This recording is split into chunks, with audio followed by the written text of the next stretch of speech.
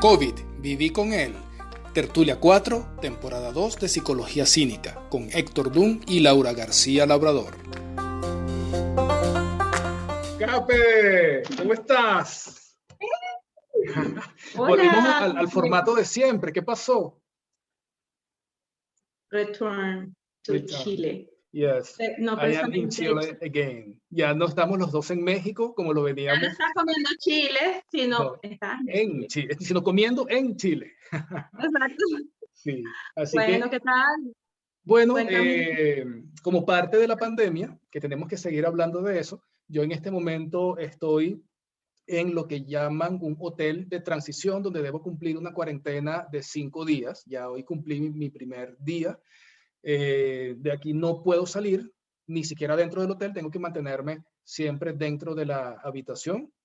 Y luego con una PCR, dependiendo de sus resultados, se decide si termino los otros 10 días de cuarentena en mi domicilio o si me envían a un refugio sanitario.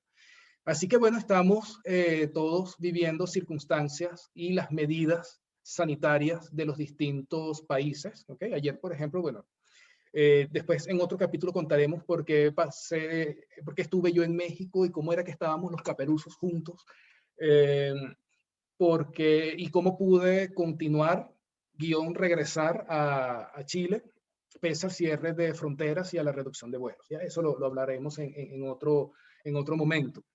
Pero por ahora creo que nos hemos mucho puesto a pensar acerca de las diferencias que hay entre los países con respecto a las medidas de prevención que aplican, algunas más restrictivas, otras menos restrictivas.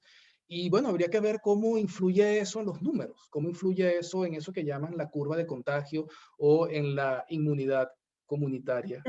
De rebaño. La inmunidad de rebaño, lo que pasa es que yo prefiero llamarla comunitaria. Esto nos lleva a introducir nuestro episodio 4 de la temporada 2. COVID, viví con él.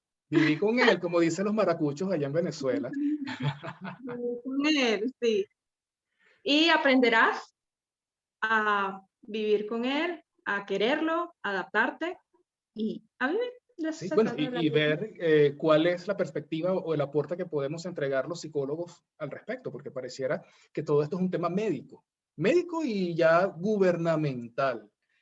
Algunos tocan el aspecto político, económico, ¿no? Por la paralización de la economía, pero, wow, ¿y cuáles pueden ser las implicaciones psicológicas o psicosociales o psicopolíticas de esto, ¿no? Bueno, vamos entonces a introducir, a presentar formalmente nuestro capítulo con Laura García de México y Héctor Dunn desde Chile. Les damos la bienvenida, como ya lo dijo la Caperuza, a la tertulia 4 de Psicología Cínica en su segunda temporada. Agradecemos mucho su compañía y apoyo. Recuerden que Psicología Cínica está disponible en Anchor, Spotify y otras plataformas de podcast. Síganos en nuestras cuentas de Instagram, @Psicología Cínica, la fanpage de Facebook, Psicología Cínica Podcast, y en nuestro canal de YouTube, Psicología Cínica, donde subimos los videos de nuestros episodios.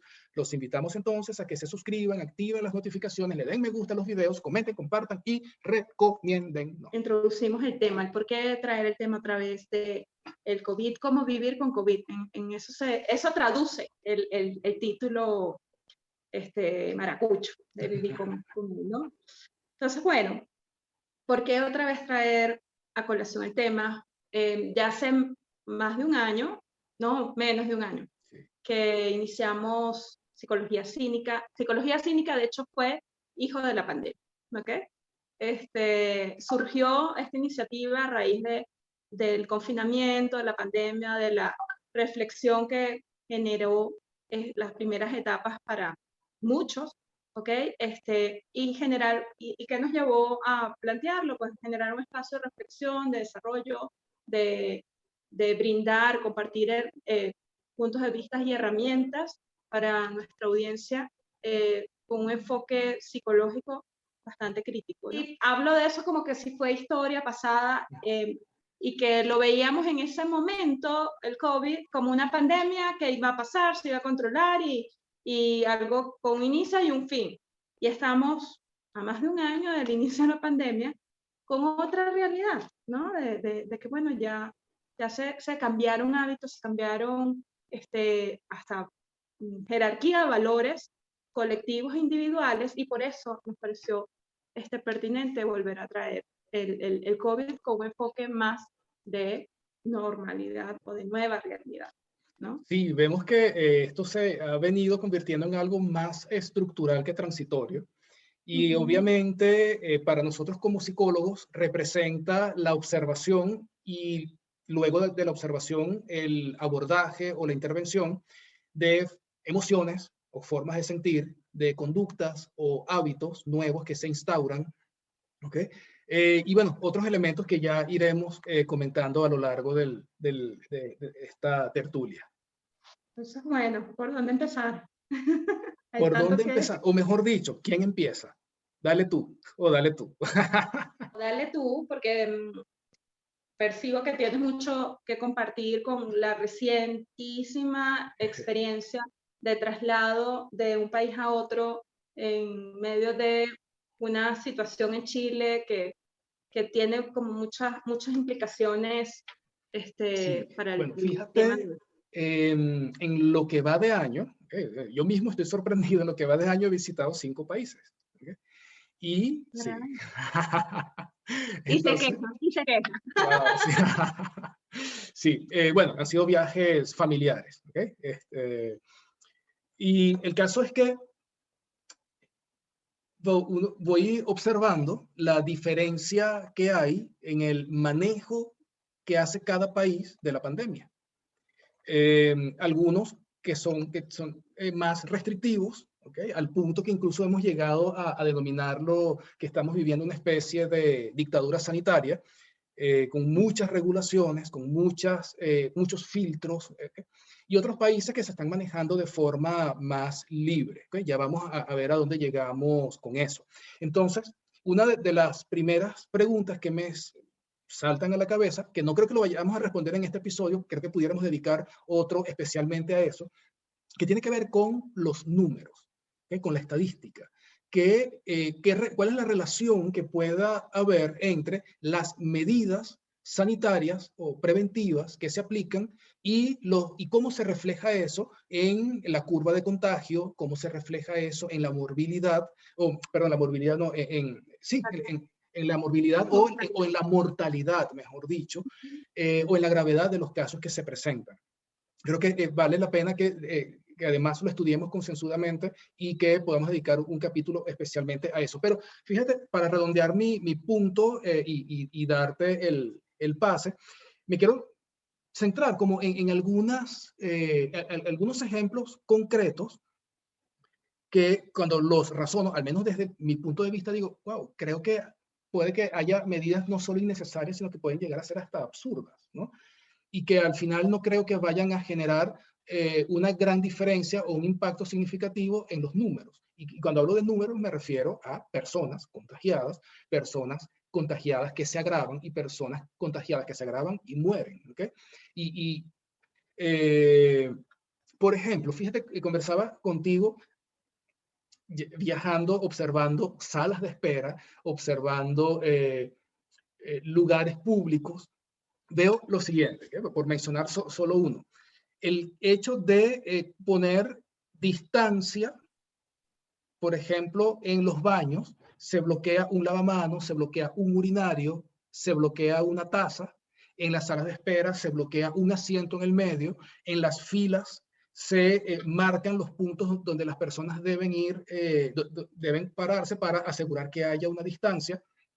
Pero después yo pienso, bueno, ya va, me están cuidando o sea, me están permitiendo mantener la distancia respecto al otro, pero al fin y al cabo, todos estamos ocupando los mismos espacios. Entonces, yo me siento aquí, estoy distante de la persona del lado, pero yo no sé quién estuvo sentado en este mismo asiento antes de mí, si esa persona estaba contagiada o no, por ejemplo. ¿Qué carga viral? Y entonces resulta que se reincide en los mismos espacios, en los mismos lugares, y se va dejando una carga viral en ese lugar. Entonces, como que no tiene mucho sentido la medida de bloquear asientos o bloquear lavamanos en un baño. por Muchacho, poner... ¿cómo has podido vivir tú toda esa angustia mental todo este tiempo? Tranquilo. Sí, Te voy a no, ojo, tranquilizar ahora, no, para tu tranquilidad. eso que tú dices, sí se despiertan muchas angustias. Claro, y a Por eso vamos, ejemplo, pero respecto, ok, quiero ser... yo tengo esto, o toqué algo, pero y llega un momento en que, ok, ¿cómo lo vuelvo a tocar si yo no sé si tiene virus en su superficie? Eh, En forma de psicólogo terapeuta, sin ánimo de ser, no, sin pretender ser experta en infectología ni cosas sanitarias, pero sí, para tu tranquilidad, ha habido estudios recientes que comprueban que la probabilidad de contagio, una de las fuentes más importantes de contagio no es el contacto de superficie, ¿ok? Sin embargo, siempre es recomendable mantenerlas limpias, sanitizadas y tal, y porque luego que la vía de contagio del COVID es la gotícula que viaja por el aire y que por eso es la sana distancia, ¿no? Entonces ese es el racional del distanciamiento de los lugares. Luego, si esa gotícula cae en la superficie, pues si hay un riesgo de que agarres la gotícula y te la pases por acá, Claro. pero, y que es como menos probable, ¿ok? Y el otro racional es que, claro, al limitar los espacios, limitas la capacidad del espacio general, claro, el aforo. ok, eso Entonces, sí, porque entonces se reduce la carga viral, tratar de mantener el espacio lo más despejado posible. Ahora, pero fíjate, aparte de eso que es muy concreto, también vemos ciertas políticas públicas, porque al fin y al cabo todo esto termina convirtiéndose en políticas públicas, en decretos, en regulaciones, incluso hasta en nuevas leyes, exacto, que comienzan a regir nuestro comportamiento. Y claro, he observado que hay países donde tienen establecidos, por ejemplo, toques de queda, cuarentenas absolutas, y ojo, entiendo que se trata de medidas como consecuencia del repunte de la curva de contagio, pero más allá que el repunte de la curva de contagio es, uno, que han aparecido nuevas cepas, por ejemplo, la cepa brasilera, la sudafricana, la británica, y que agrava el curso de la enfermedad, ha hecho incluso que, contrario a lo que se decía al principio, que afectaba de manera peor a las personas mayores, incluso se ha empezado a tener que personas más jóvenes tienen un curso de enfermedad grave e incluso mortal, ¿no? Y el otro aspecto importante que los gobiernos tratan de cuidar es la saturación de la disponibilidad de sus servicios para atender a los casos que se agravan. Entonces, claro, desde esa perspectiva se justifica que ciertos países sean más restrictivos. Ahora, también encontramos países, y bueno, de hecho voy a poner de ejemplo México, donde acabo de estar recientemente. Yo no sé si decir si México, porque realmente no conozco los números, hay que investigarlo para hablar con certeza y con criterio, pero lo que yo observé en México fue un alto grado de libertad donde los servicios están disponibles, están abiertos, al menos en las zonas en que nos movimos, porque también tengo entendido que hay zonas que funcionan con lo que llaman un semáforo y hay zonas que sí están bastante confinadas, pero en general... el semáforo es, a nivel nacional, es una estrategia, una herramienta de seguimiento que usa el gobierno, como ustedes la etapa o el Fase 1, estadio. de la 1 a la 5 hay aquí. Nosotros acá lo manejamos con el semáforo Pero en rojo, general, lo que no observo... hemos visto el amarillo en mucho tiempo. Ahora, pero en general, lo que observo es, y que me llamó muchísimo la atención, hablando de Ciudad de México específicamente, que es una ciudad, aparte de enorme, con millones y millones de habitantes, sumamente, o sea, en condiciones normales, sumamente congestionada, y que en estos días trasladarse en Ciudad de México es cosa de 20 minutos, media hora. Y fluido, sin tacos, como dirían en Chile, o sin cola, sin tráfico, como se diría en Venezuela, no sé cómo lo llamarán en México, o trancón, como dicen en Colombia. Se rueda tranquilamente, el comercio, todos los servicios están disponibles, abiertos, funcionando en horario normal, no hay toque de queda, pero fíjate, está esto de que no hay tanta gente en la calle. Al mismo tiempo, observo, o por lo menos yo no estuve o no me sentí expuesto a un mensaje gubernamental continuo, pero sí a, digamos, es que yo siento que hay como una especie de autocuidado y que los particulares se han encargado de poner en práctica ese cuidado. Tú vas a entrar a un negocio y se ve pues que hay un sentido de conciencia y de responsabilidad. Ojo, eso fue la realidad limitada que yo observé. No puedo decir de ninguna manera que esa sea la generalidad de México, ¿okay? Pero eso fue lo que yo observé. Un país que está abierto, con muy pocas restricciones internas, pero donde aún así se observa que hay un comportamiento, creo yo, bastante cívico al respecto. Entonces, claro, viene la otra pata de la mesa, que no la vamos a revisar hoy, que es, bueno, ¿y cómo se refleja eso en los números? Eso hay que verlo.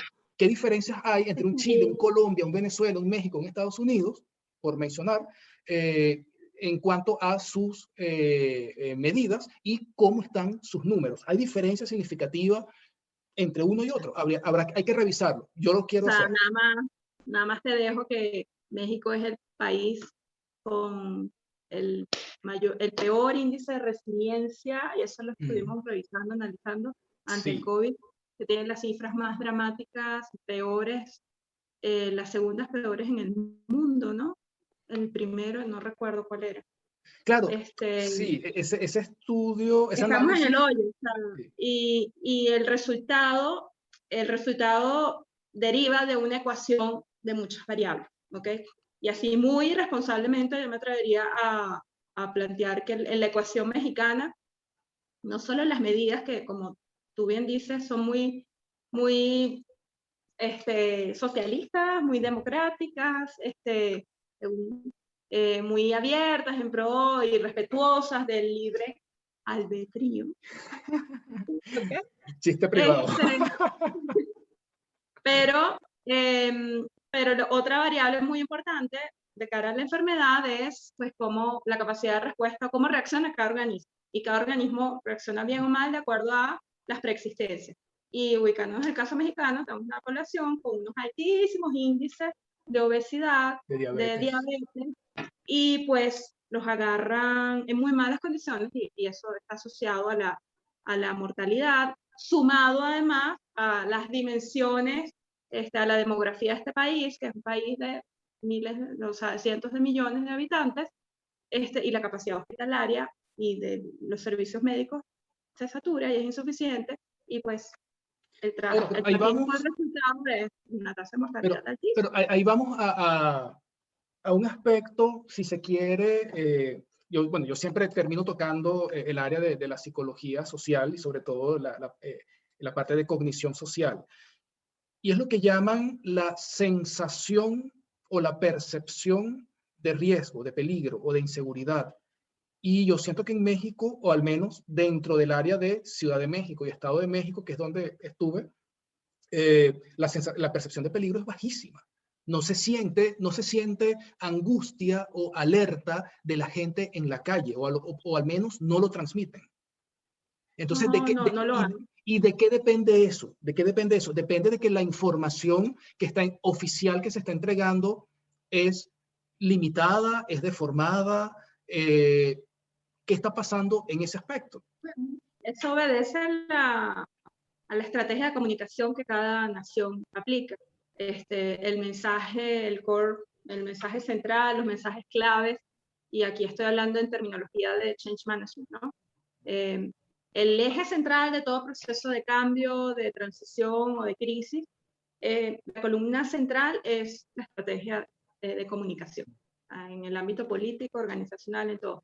Y pues acá lo han aplicado así, de manera acertada, para transmitir ese, y dio resultados. Hablando de resultados, mira, tú que estuviste acá lo percibiste, lo sentiste así funciona. No se ha apostado a generar crisis, caos, angustia, sino, bueno, responsabilidad. Los mensajes claves: cuídate, quédate en casa, si no necesitas salir, usa el cubreboca, el uso adecuado del cubreboca, retíralo de los resortes, recuerda, sí. El término resortes son las liguitas del cubreboca. El elástico, ¿no? Ok, y algo ahorita que toco el tema de la comunicación y de cómo impacta la psiquis individual y colectiva. Este ejemplo es hermoso.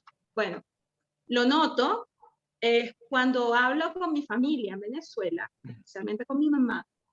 Mi mamá está aterrorizada con el COVID en México y yo estoy aquí, relajada, como dicen en Costa Rica. Porque las noticias, la información que le llega a mi mamá es, nos estamos muriendo todos, muestran las cifras, o sea, las reales que generan amarillismo, o sea, porque el foco de los medios de comunicación, estos mayameros, son amarillistas. Entonces, lo que le llega a mi mamá y cómo reacciona es angustia, ¿no? Sí, ciertamente. Ahora, pero ahí habría que ver también quién proporciona esos datos, quién proporciona esa información, porque si no la está entregando el Estado a través de comunicados oficiales, entonces ahora... El gobierno golpista, terrorista. Ahora, el asunto es, el gobierno está limitando la información o la está, digamos, maquillando, o realmente hay una estrategia de transmitir información equilibrada, responsable, o sea, y por el lado, como tú dices, de los medios de comunicación de Miami, habría que ver, uno, la data que obtienen es real, o segundo, hay un manejo, como tú dices, amarillista de la información. ¿Okay? Porque al fin y al cabo,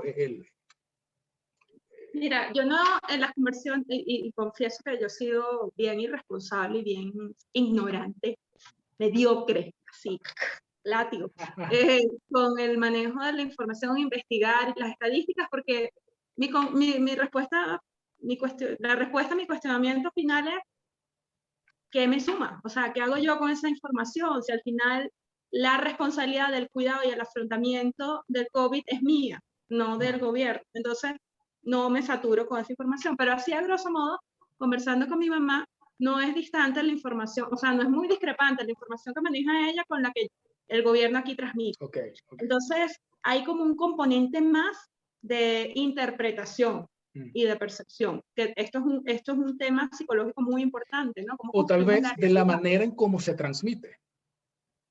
Y luego cómo se interpreta. El criterio de interpretación, el filtro de mi mamá es distinto al mío, por diversas razones, pero fundamentalmente, o sea, ya la percepción de peligro de contagio que puede tener mi mamá en Venezuela, o sea, el dimensionamiento que le puede dar es fatídico de gravedad versus el mío en México, por las condiciones sanitarias de los servicios hospitalarios, bueno, sin contar, amén de la edad, ¿no? Pero, y lo otro es que también la interpretación es escala, ¿no? O sea, casos de miles de millones para mi mamá, o para uno venezolano, en el pasado cuando estábamos allá, era como, esto no lo puedo dimensionar. Y ya uno, siendo ciudadano de un país que, pues, entiendes la dimensión, ¿no? O sea, de los miles de millones, entonces, bueno, sacas la proporción, entonces no te alarmas tanto. Sí, bueno, allí, digamos, y yo, de hecho, yo en lo personal siempre me debato entre esos dos criterios, pudiéramos decir, porque si bien por un lado, cuando hablamos de proporciones, vemos que el COVID no es la enfermedad más grave que ha tenido la humanidad en cuanto a cantidad de contagiados, nos pareciera que sí, pero no es la enfermedad que haya tenido mayor número de casos en la historia, o en cuanto a proporciones. Y tampoco, o sea, está muy lejos de ser la enfermedad más mortal. Y lo que yo siempre digo, probablemente cuidándonos de un solo virus, estamos descuidando también una cantidad de condiciones y también generando otros problemas, sobre todo, bueno, los problemas económicos que tienen que ver con el empleo, el ingreso, la productividad, y también problemas psicológicos, ¿no? O sea, y hemos analizado ya en otros momentos cómo ha afectado este contexto de pandemia en la psiquis de las personas. Ahora, pero por el otro lado, o sea, ese desde el punto de vista epidemiológico, estadístico, que uno puede decir, bueno, o sea, no es la enfermedad más mortal. Los casos que se complican son muy pocos. Eso, bueno. Sí, aquí la gravedad nos da todo esa es una cara de la moneda, pero la otra cara de la moneda, que nosotros como psicólogos tampoco podemos perderlo de vista, es la vivencia individual, la vivencia personal que tiene cada familia en la que se presentan casos que se agravan, que a lo mejor no son mortales, pero que llegan a ser muy graves y que pueden generar muchas secuelas, el miedo que pueden vivir, y también los casos de personas, mira, tenemos, fíjate tú, a veces extremos, de familias enteras en las que nadie se ha contagiado, y de repente como que casos mortales que se concentran en una sola familia. Y eso es un drama, eso es muy doloroso, ¿no? Entonces, claro, están esas dos caras de la moneda. Por un lado, la parte estadística o epidemiológica que nos dice que no es una enfermedad con un alto índice de mortalidad, pero por el otro lado también tenemos las vivencias personales de quienes sí han tenido situaciones muy complicadas o mortales. Ahora, yo creo que ya es momento de ir cerrando. Yo quiero dejar adelantado así sobre la mesa al menos como dos consideraciones, ¿no? La primera, bueno, tres. Okay. La primera, que nos quedamos con el compromiso de revisar las estadísticas para poderle dar respuesta a la inquietud con la que empezamos hoy. Es decir, ¿qué diferencias puede haber en los números de los países que tienen mayores medidas y restricciones sanitarias contra el COVID respecto a los países que han sido más laxos? ¿Okay? Tú por ahí ya mencionaste este estudio de Bloomberg acerca de la resiliencia COVID, pero claro, ellos revisaron 50 países, revisaron las 50 economías más grandes del mundo. Y claro, entre esas 50, México queda de último. Pero habría que revisar qué tan distinto, aunque esté ordinalmente en el último lugar, qué tan distinto es en realidad respecto a los otros 49, porque a lo mejor, bueno, no sé, hay que verlo, no me voy a extender. Entonces, ahora sí, los dos puntos que quiero mencionar.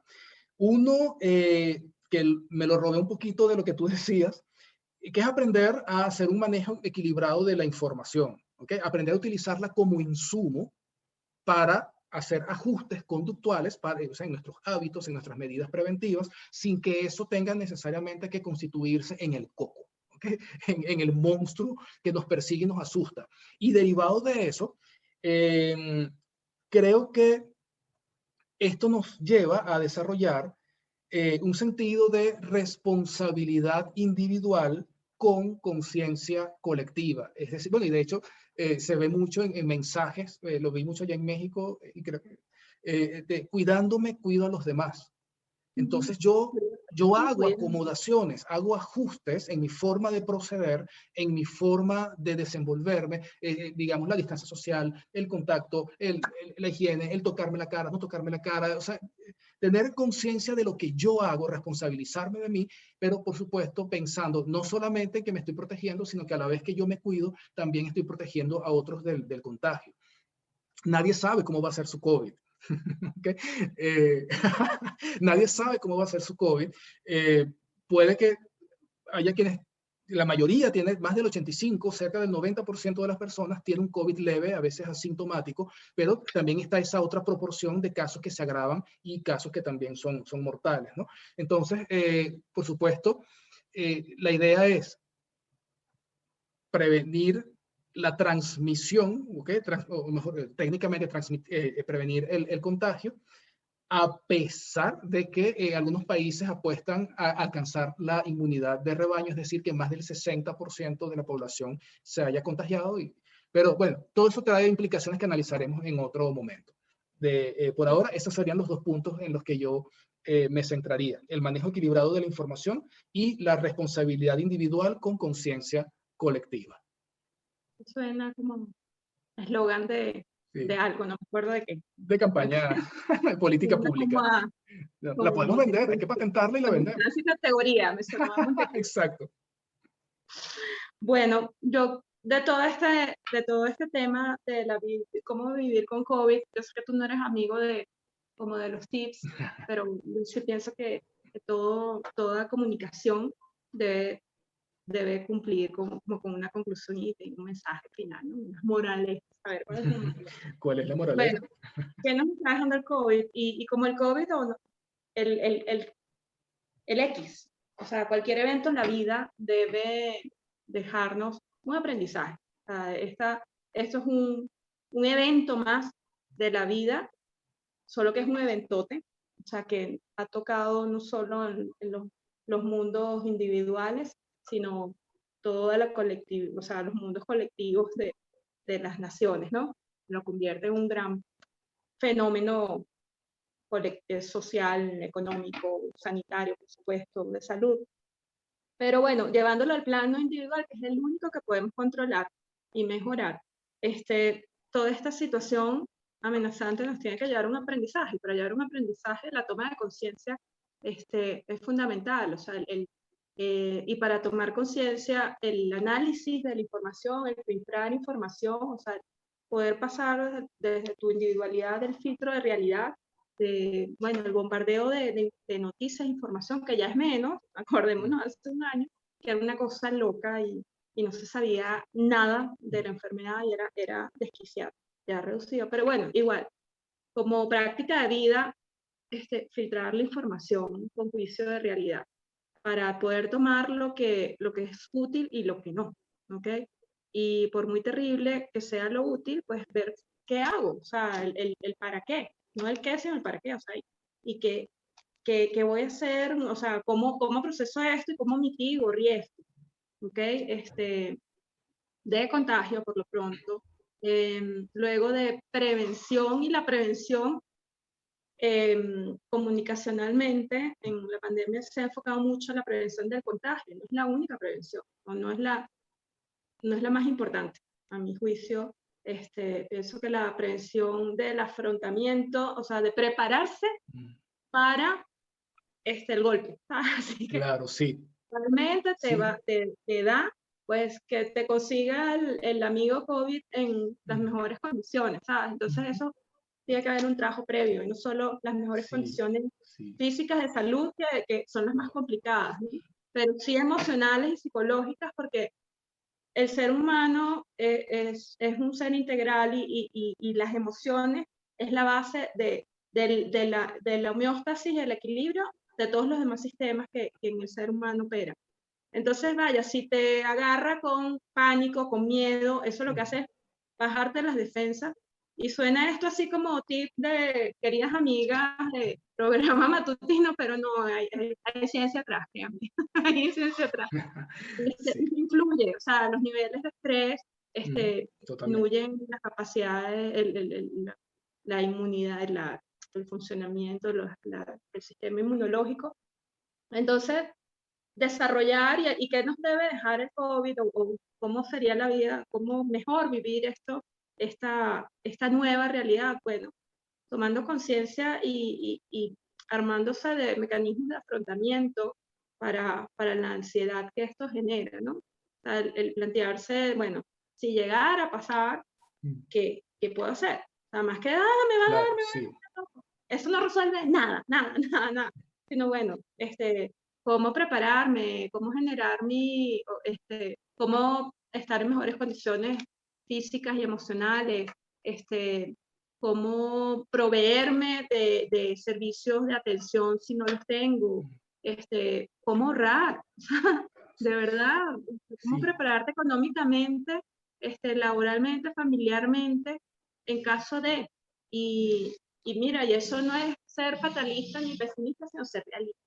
Entonces, pues yo lo dejaría hasta ahí. Para no. Sí, y que, wow, disculpa que como que agregué algo, pero es que escuchándote, como que se me prendió el bombillo, porque ciertamente todo esto apunta es a la educación y a la conducta.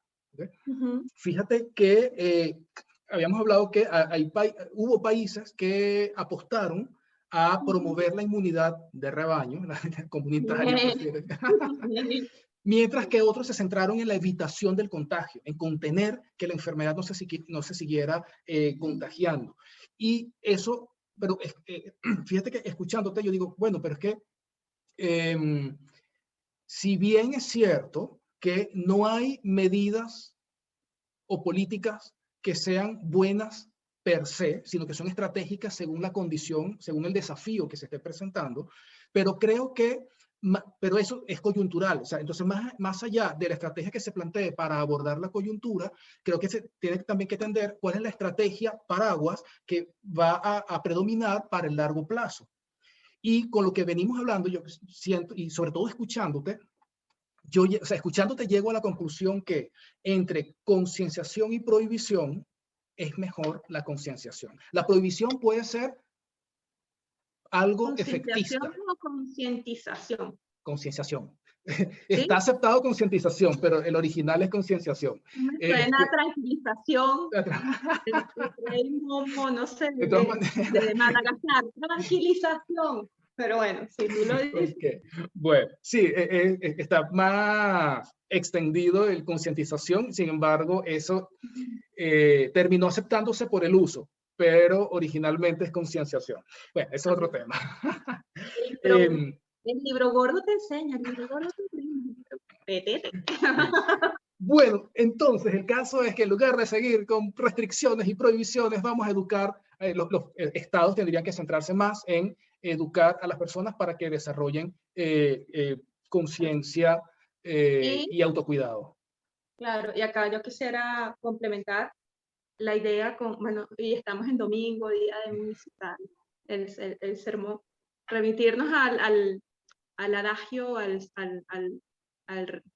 parábola de cristiano, ¿no? De enseñarles a pescar, no pesquen, o sea, y es lo que en muchas ocasiones pasa, en muchos países está pasando, y obedece un modelo de gobierno, una idiosincrasia, una filosofía, un enfoque político de cada nación, pues, y se nota en cómo diseñan las estrategias, ¿no? Unos más paternalistas, populistas, esos son los que, o derechistas, restrictivos, u otros más verdaderamente democráticos, apuntan a la concienciación de los pueblos, que eso sí genera desarrollo. Y pues esto nos pone en un punto de discusión que podemos estar horas de psicología política, o sea, cuál es el resultado final que buscan los gobiernos, ¿no? El COVID es un tesoro populista que cuántos gobiernos están de hecho, sacando. le ha caído como anillo al dedo a más de un gobiernucho por ahí. Sí. No, y a otros les ha ido, pero de la chingada, güey, que no han tenido elecciones. O sea, pero bueno, concluyendo también, o reforzando, pues que un enfoque de psicología política es colectivo, con poco alcance, poco control de cada uno de nosotros sobre ese manejo, o poco o ninguno, de cómo los gobiernos manejen el COVID, pero lo que sí cae totalmente en nuestra cancha es el abordaje y los impactos individuales, ¿no? El que hacemos y cómo compensamos las debilidades o los vacíos que las estrategias de gobierno dejan, lo tenemos que resolver cada uno de nosotros. Sí, ciertamente un equilibrio entre gestión gubernamental o políticas públicas, pero también de responsabilidad individual y autocuidado. Creo que tiene que ser un balance, definitivamente. Bien, bueno, y así concluimos nuestra tertulia 4 de la segunda temporada de Psicología Cínica. Siempre muy agradecidos con su asistencia y escucha. Recuerden que Psicología Cínica está disponible en Anchor, Spotify y otras plataformas de podcast. Síganos en nuestras cuentas de Instagram, Psicología Cínica, la fanpage de Facebook, Psicología Cínica Podcast, todo junto, y en nuestro canal de YouTube, Psicología Cínica, donde subimos los videos de nuestros episodios, por lo que los invitamos a que se suscriban, activen las notificaciones, les den me gusta a los videos, comenten, compartan y recomiéndennos. Entonces, nosotros ahorita que lo mencionas, que vamos por el episodio 4 de la temporada 2, vamos más adelantados que la de Luis Miguel. Bueno, sí, verdad que sí. Oye, hay que ver el estreno de hoy. Sí, ya, sí, viendo la hora. Sí. Bueno, Cape, ya no estoy en México, pero no, es que tenía que venir para acá para grabar el capítulo. Allá no lo podía grabar, literalmente no lo podíamos grabar. Oh, no, fue indisciplina, la verdad. Sí. No, bueno. Bueno, misión cumplida. Chao. Sí, bye bye.